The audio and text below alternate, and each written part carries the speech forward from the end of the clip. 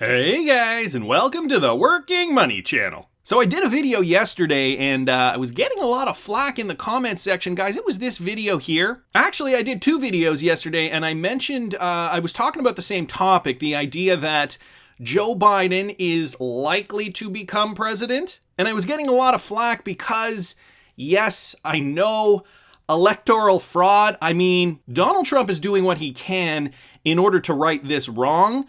That said, though, I think we're going to be moving along business as usual until something is proven for sure, whether that is in the court or wherever else. So I just wanted to let you guys know that when I'm talking about Joe Biden and how that administration could be good for crypto, I'm talking about the mainstream narrative that is likely going to occur. And yeah, I mean, if there's a shakeup, there's a shakeup.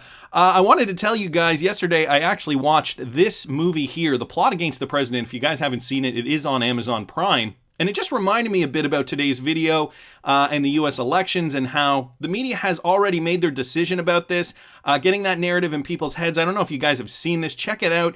If you are interested, I think you guys would like it a lot. I also wanted to bring this to your attention real quick. Don't know if you guys have seen this. I don't want to dwell on it too much. It's on the screen if you guys want to take a read. This guy here, David Limbaugh, actually posted this on Twitter and thinks he got banned from Twitter because of it. And if you guys don't know what Benford's Law is, do some research on that. It is very, very interesting. And you guys can see unnatural distribution versus natural distribution. I think I'm just going to leave it at that because I want to get into today's video. Okay. Oh, actually, there was this one last thing here. Don't know if this is confirmed either, but Ian Northing posted this on Twitter. A bombshell. Apparently, China's president, Xi Jinping, has been tipped off to step down from his presidency. And just a few days ago, we heard the same thing coming out of Russia, Vladimir Putin to step down due to rumored Parkinson's disease. Interesting. I don't know if this is true. I'm just bringing it to you. If you guys have heard more about this, please do put it down in the comments section. There's a great reset underway, and I have a feeling that there are some world leaders, namely Xi Jinping, Vladimir Putin, and the 45th president of the United States, Donald Trump, that are getting in the way of this grand narrative. So guys, Bitcoin moving up right now. It is retracing a little bit, trading at about 15,700 currently. But in the last hour, as I was researching for this video, we saw a big pump up here for Bitcoin, wanting to get back to that high price of roughly 16,000 per BTC. Guys, if I bring up XRP, we can see XRP is trying to move up as well. Right now, trading just under 25.5 cents. So a little bit of bullish movement in the space. And another big Bitcoin move, guys. A few days ago, I talked about another one of these, a string of Satoshi era Bitcoins that were mined in 2010 have been moved, and now more have been moved. So this very, very interesting. Is it the same person that moved their Bitcoin a few days ago? We don't know. But on September 7th at around 12:37 a.m. Eastern Standard Time, another string of so-called sleeping Bitcoins, which haven't been moved in 10 years, have moved for the first time since 2010. The peculiar movement stemmed from 20 blocks from 2010 with approximately 1,000 BTC spent in a single block. And to be quite honest, these legacy Bitcoins, we'll call them, could be moved.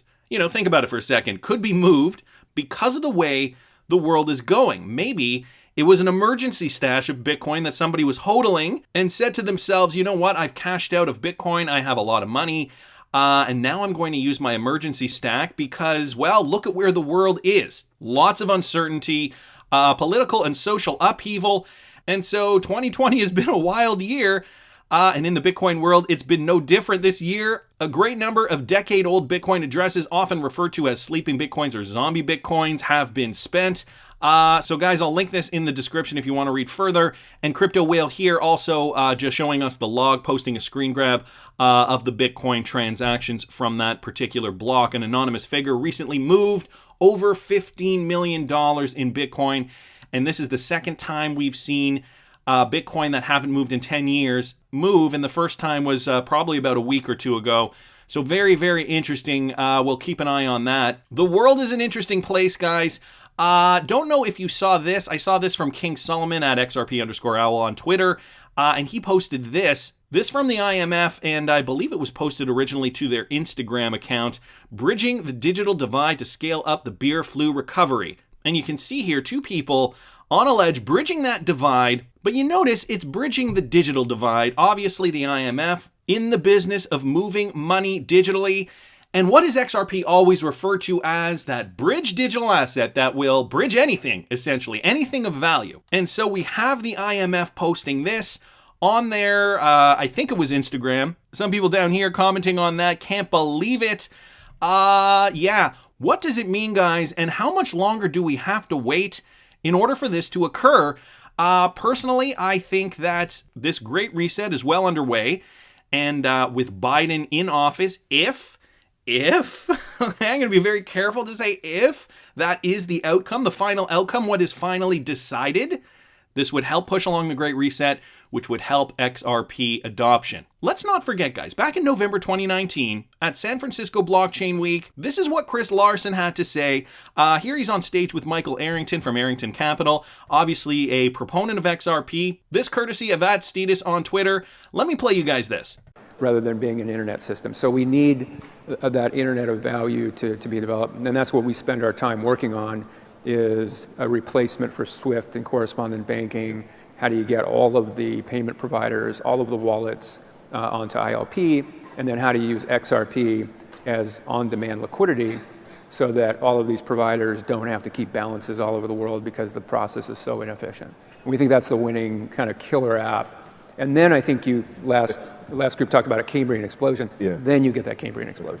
Then you get that Cambrian explosion once you get everybody moved over. Also note that he says Ripple is working on a replacement for SWIFT. Now, of course, there's going to be some overlap. SWIFT is not going to disappear in the blink of an eye, although I'm sure a lot of you guys wish they would. But you note there, right at the end, that Cambrian explosion that Chris Larsen talks about, he is seeing this move slowly at first, but then there is going to be that moment, that pinnacle moment where XRP just takes off, the liquidity will have been built, demand will rise for XRP, and in my opinion, the rest will be history. It's a really weird world we live in because this was also coming out from Michael at Val5Links. This is what Nouriel Roubini has to say.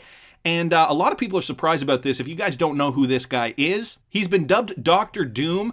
So this is from last year, July 2019. Dr. Doom economist Nouriel Roubini in Bitcoin battle. And so Professor Roubini, who foresaw the financial crisis, says Bitcoin is overhyped.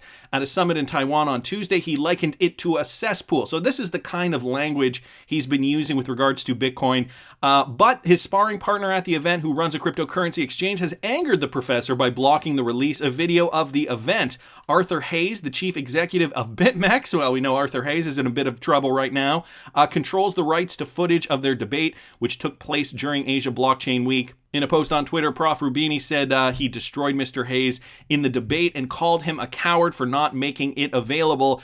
The point I'm trying to make here, this guy, very, very anti-cryptocurrency, thinks it's garbage, has gone on the record numerous times to say such things. And now let's fast forward to today. Nouriel Roubini recognizes Bitcoin as a store of value.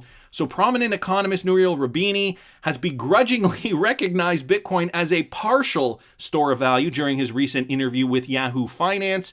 And here's a quote: "It may be a partial store of value because unlike thousands of other what I call SHIT coins, it cannot be so easily debased because there is at least an algorithm that decides how much the supply of Bitcoin raises over time." He adds that most altcoins are literally worse than the US Federal Reserve, which is a popular talking point of Bitcoin maximalists who take a significant amount of pride in the cryptocurrency's hard cap 21 million supply. That's a start. Make no mistake, Dr. Doom remains very critical of crypto, but he is definitely warming up. He is seeing that Bitcoin has potential, realizing that a lot of these cryptocurrencies do have a finite supply, and maybe, just maybe, they might have some value in the future of finance. Guys, I'm going to link this article in the description if you want to read further. Do you think Nouriel Roubini's softening stance on cryptocurrencies is a sign of things to come? And how close are we to this Cambrian explosion that Chris Larsen talks about last year? I feel like there will be more XRP demand in 2021 than there ever has been. Regulatory clarity is going to open up. We have now been in a pandemic for almost a year. Whoever thought it would happen this way? Certainly not me, but I want to hear what you guys think. Please subscribe to the channel if you haven't already. Like the video if you like the content I'm providing. I always love hearing your comments. See you in the next one, guys.